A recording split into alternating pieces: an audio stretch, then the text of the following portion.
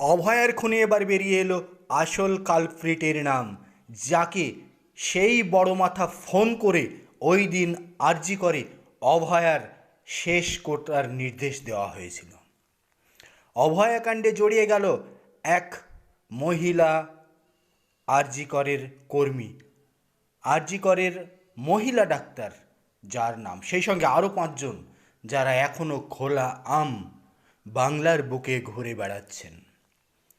আর এর ফলে সিবিআইয়ের প্রতি যেমন মানুষের অনাস্থা বৃদ্ধি পাচ্ছে, তেমনি রাজ্য সরকারের কর্মকাণ্ড নিয়েও মানুষের মনে বিরূপ প্রতিক্রিয়া তৈরি হচ্ছে।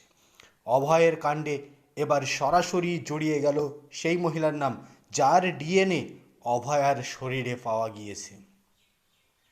সেন্ট্রাল ফরেন্সিক ল্যাবরেটরি সেই ডিএনএ পরীক্ষা করে একজনকে, মহিলাকে চিহ্নিতও করেছে, যা এই মুহূর্তের সব থেকে বড় খবর।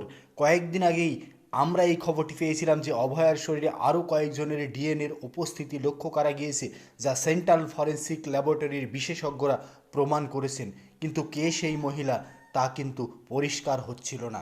এবার জানা গেল অভয়ার রুমমেট, অভয়ার সহপাঠী, এক কথায় রুমমেট না হলেও অভয়ার সহপাঠী, তার সঙ্গে পরিচিত এক মহিলা, যিনি সবসময় অভয়ের সঙ্গে থাকতেন, অভয়ের সঙ্গে যিনি সবসময় ঘনিষ্ঠভাবে থাকতেন, অভয়ের সঙ্গে যার সুসম্পর্ক ছিল, সেই মহিলার ডিএনএ অভয়ার শরীরে পাওয়া গিয়েছে, এমনটাই কিন্তু বিশেষজ্ঞদের মত। এই মুহূর্তের সবচেয়ে বড় খবর, অভয়াকাণ্ডে এবার জড়িয়ে গেল আর এক নারী, যার নাম ইতিমধ্যেই প্রকাশ্যে, তবে তদন্তের স্বার্থে তার নাম এখনও প্রকাশ করা হচ্ছে না।